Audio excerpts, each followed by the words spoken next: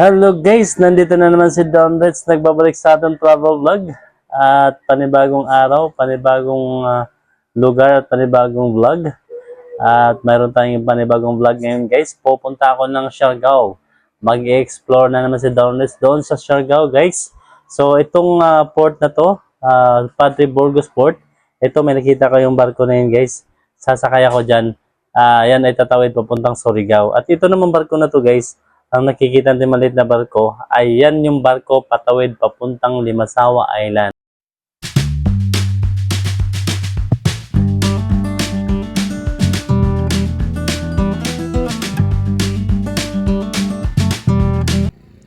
Yes, sa wakas, after 4 hours ng aking biyahe sa barko, andito na ako sa Surigao City. So guys, ito pala yung itsura ng Surigao City. For the first time, nakarating ako dito sa Surigao City guys. Ayan may nakalagay na I love Surigao. So guys, ito yung kanilang biwok.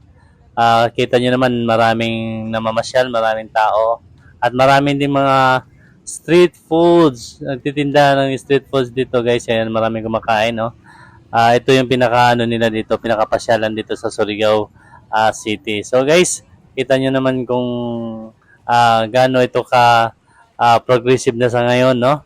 Kasi nakikita natin maraming tao dito sa lugar nila, dito sa kanilang biwok.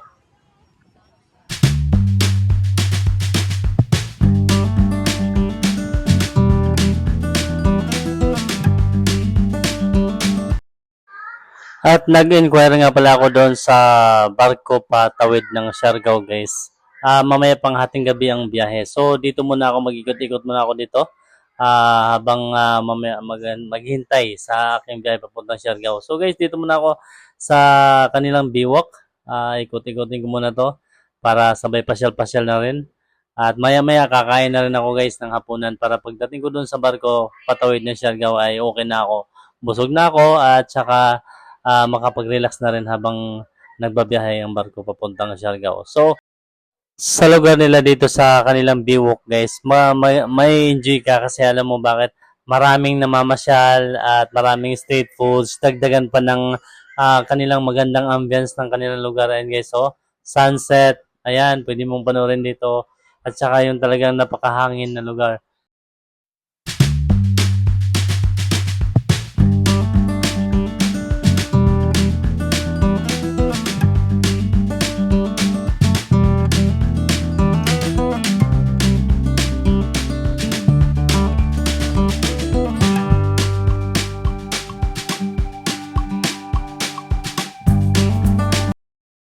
Okay guys, nandito na ako sa barko. Patawid na ito guys ng Siargao. So, mag-relax muna tayo.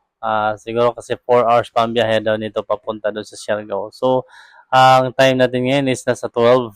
At siguro makarating ito ng mga 4 o'clock ng gabi, madaling araw doon sa Siargao. So, 4 hours ang biyahe guys.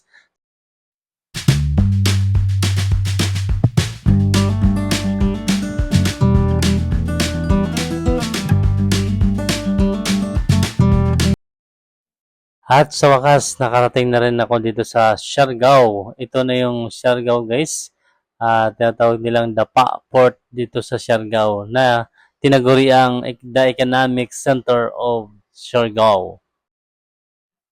At dyan daw sa labas nitong port guys, maraming nagpaparent dyan ng motorcycle.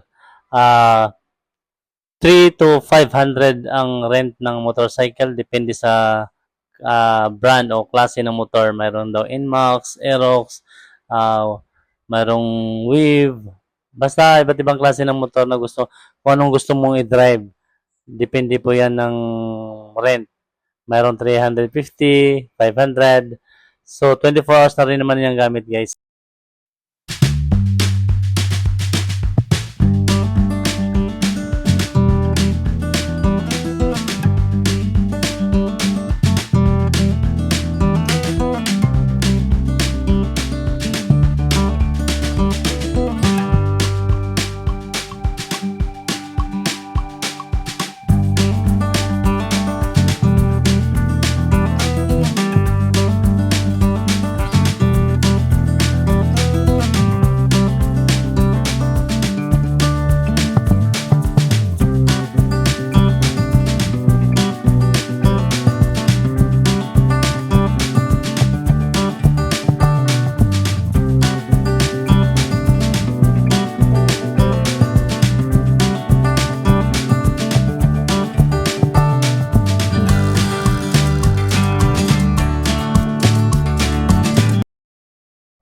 Okay guys, travel na tayo para maghanap ng transient house o kaya murang hotel natin pag-istehan dito sa Siargao.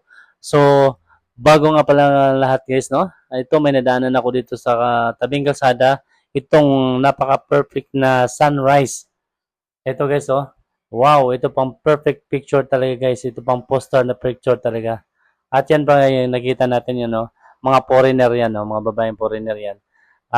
Bakasyonista din, kumukuha ng mga picture. Itong perfect sunrise na ating nakita guys ay makikita dito sa along General Luna Highway. Ito guys, no? Ito yung area na to, yung dito natin makikita itong perfect spot ng sunrise. At saka guys, may nakita na akong pag-istehan dito sa Siargao. Itong Kawa Resorts na matatagpuan dito sa Barangay Malinaw, General Luna, Siargao del Norte. At sa mga traveler dyan, lalo-lalo na sa mga gustong pumunta dito sa Siargao. So guys, tingnan nyo itong ipapakita kong video para sa review nitong hotel na to guys. Ito yung isang murang hotel na nakuha ko. Mayroon silang 1.5 isang araw, buong araw na guys, 24 hours na accommodation na. At ito guys yung kanilang room na ipapakita ko sa inyo guys. Baka dahil dito sa video na to, baka makakuha kayo ng ideya sa mga traveler na gusto din na makatipid, mas mura. So ito guys, ipapakita ko sa inyo. Ito yung room na 1.5 na nakuha ko guys. Mayroon silang table, ayan, may TV, at saka may wifi na rin dito guys. May bibigay silang password ng wifi. And then ito yung kanilang cabinet. Ayan. Tingnan nyo guys. Mayroon silang aircon at itong kanilang CR guys. Tingnan natin. Okay. So far so good naman kasi importante itong CR talaga na dapat nating ma-check kung malinis. So okay naman para sa akin. Pasadong-pasado itong CR na to. Pwede na to guys para sa mga ating traveler. Lalo na sa mga nagtitipid dyan na kumukuha lang tayo ng mga affordable na rooms or hotels. Talagang ito guys, masasabi ko dito na medyo okay sa akin to. Ayan, no? Malinis naman yung kanilang bed. Buong room, malinis. Para sa akin, good na to para sa akin guys. So, mamaya lalabas din tayo guys para ikutin natin tong kanilang buong resorts para may pagkikita ko sa kayong mga subscriber at sa mga followers din dyan para magkaroon tayo ng review at para sa mga gusto mag-travel dito sa Siargao para makakuha ka ng idea kung saan kayo pwede mag-stay guys na makatipid kayo at mga idea para kung saan lugar na pwede niyong puntahan. So guys, abangan nyo at lalabas ako maya.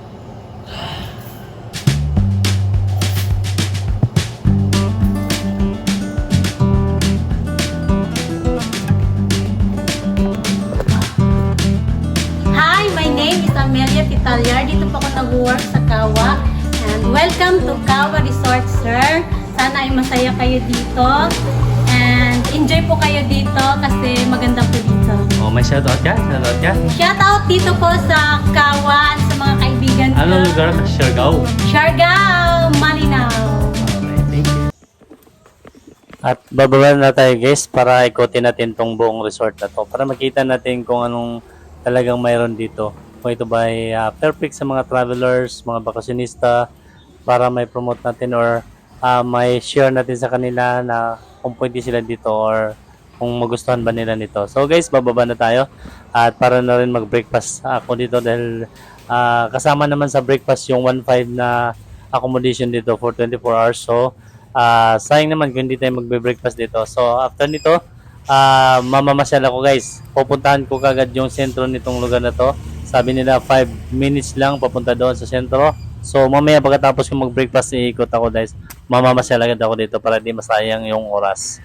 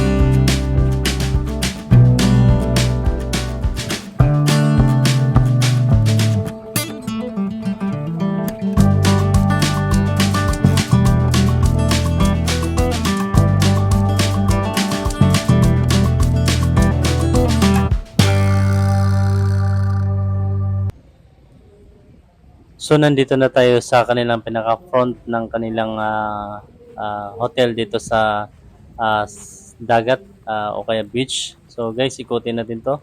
At mga kasubscriber ko dyan, panoorin nyo rin itong video para makikita nyo rin itong kabuuan dito ng Kawa Resort guys. Para sa akin, good naman, malinis talaga as in. Hindi crowded. Although, halos fully book na yung room nila. Pero halos wala tayong makikita ng tao sa labas kasi nasa rooms lang at saka yung iba nasa labas na, nag-iikot na, namamasyal na. So, guys, ito, time natin na sa mga 8 o'clock na, mag 8 o'clock na pala. Breakfast time na pero iikot ko muna kayo dito guys para makikita nyo.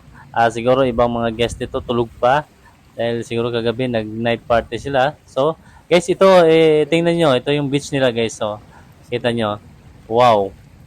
Wow, perfect. Talagang napakaganda. Ayan, guys, panoorin nyo.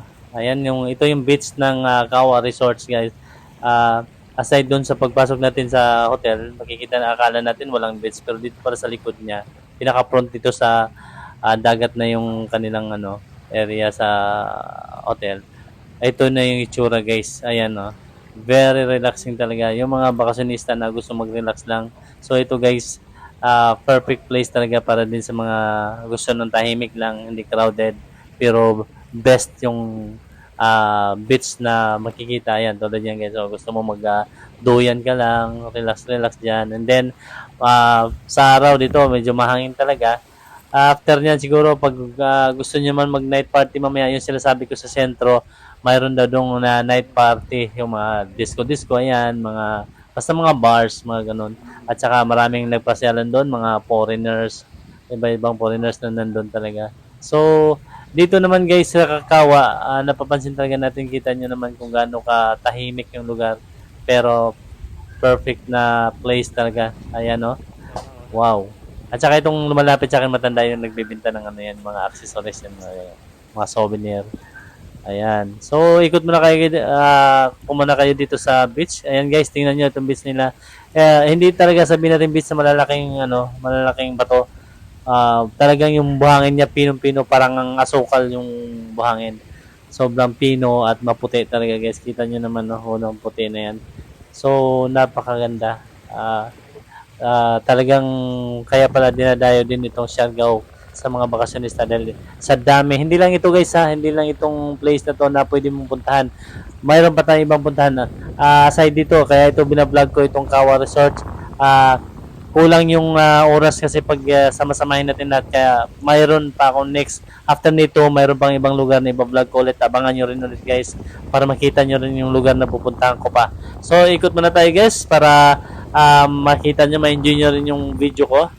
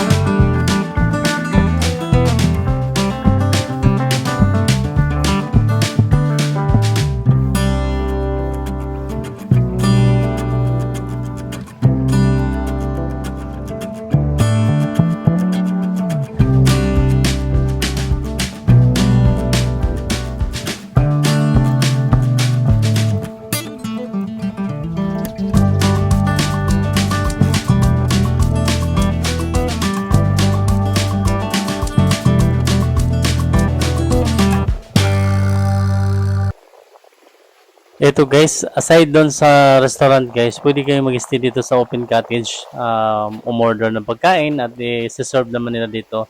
At saka kita nyo naman guys kung nandito kayo, yung gusto ng tahimik at perfect place lang talaga para sa pag-relax. Ito guys, so kita nyo naman napaka-relax talaga. So, sa mga gusto mag-travel dito sa Siargao guys, ito ay isang place din na pwede ko may recommenda ninyo na makatipid kayo guys para doon sa inyong travel expenses. So, pwede naman tayong mamili lang na mas mura lang na mga accommodation dito guys. At saka para mas makatipid lalo na sa mga foods niyo. Pwede naman kayong kumain din sa labas na yung hindi naman ganun kamahal na kainan. So, dito naman makikita nyo napaka-perfect ng dagat talaga. Although low tide siya, kita mo naman kung gaano kaganda talaga. Sobra.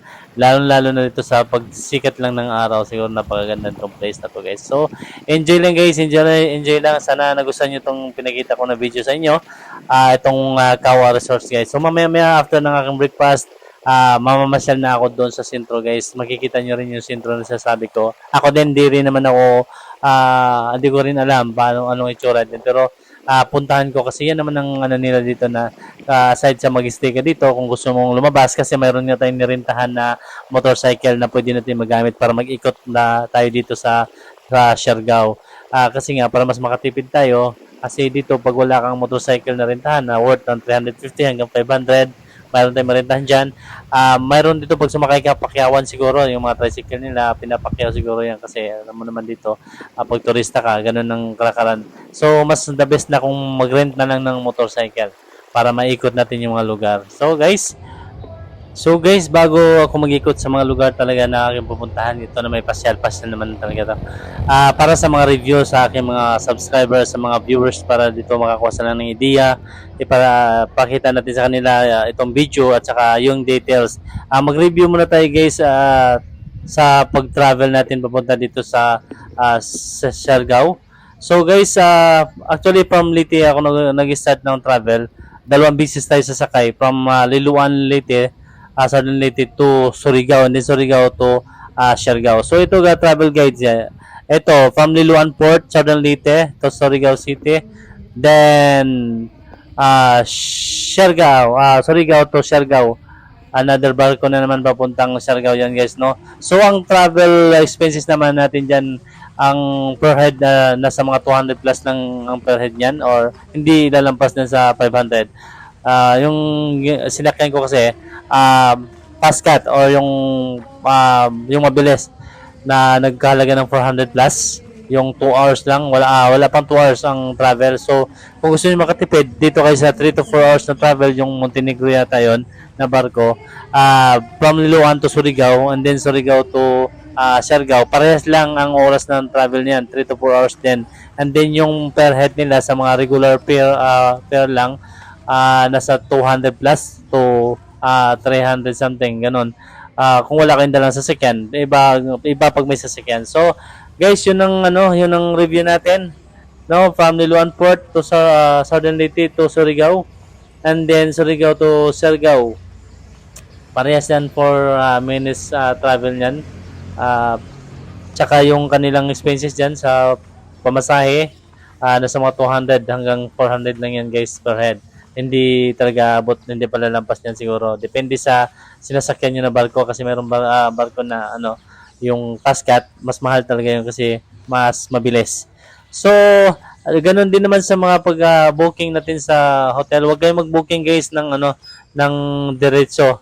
Mas maganda kung mag-walk-in na lang kayo para makapili kayo ng mas mura na mga accommodation. Mayroong mura dito, mga transient house, ganyan, may mura talaga. At saka may mga murang hotel, makapili kayo talaga guys. Baka pag nag-booking kayo, pagbunta nyo sa lugar na pinag-bookingan nyo, ay hindi nyo magustuhan. Mas maganda na yung kayo nang pumili dito. Madali lang guys. Mayroon naman kayong mga ways, so kaya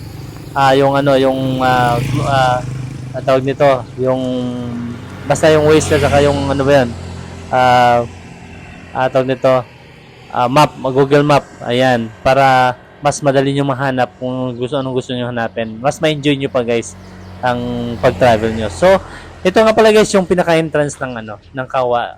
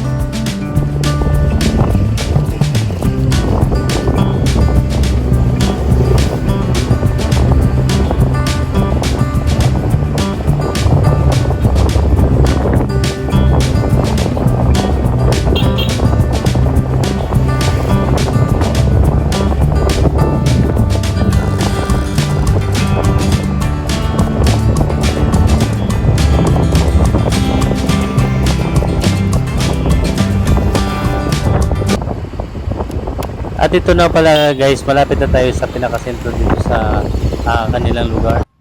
Doon sa pinag-istihan natin. So, ito guys, ito yung restaurant na sinasabi ko sa inyo na hindi natin kailangang kumain doon sa mamahalin talaga guys. Kasi marami naman makakainan talaga dito pag lumabas tayo sa hotel, no? So, ito kagaya nito guys, mayroon silang ihaw-ihaw. Ayan, mga barbecue. Ayan, at mayroon din naman silang hotel na aircon, restaurant na aircon. Kung gusto niyo doon kumain, kagaya ko guys, kakain ako dito sa Ronaldo's Restaurant. So dito ako kumakain guys kasi medyo malamig pag doon kasi sa labas medyo mainit talaga. Hindi naman ganoon kamahal din yung pagkain nila dito. Affordable naman yung ito. Mayroon ako in order na sagot gulaman. Ayan. Tapos umorder na ako ng sabaw at yung chicken. Yun lang. Ito kasi per order nila guys, hindi tayo pwedeng umorder ng kalahati. So dito, ito talaga orderan. Although pag hindi naman ito maubos, ay i-take out na lang pa uwi sa hotel para kakainin na lang din mamaya para hindi na tayo gagastos pa. So, 'di ba? Kung gusto talaga natin magtipid, itong travel guide natin guys, kung gusto niyo magtipid talaga may mga idea na kayo kung ano dapat yung gawin like nito guys, no. Hindi naman kailangan gumastos ng malaki. Kung gusto nang talagang mag-travel, mag-enjoy lang, no. Kagaya sa akin guys, talagang kailangan ko mag-travel ng ganito dahil ito ay isang vlog para sa aking content to guys, no. Sana magustuhan itong pinakita kong vlog at mga details, mga detalye para sa mga pagta-travel ko guys. So, enjoy na lang natin yung pagkain at pagpapamamasyal guys. Okay?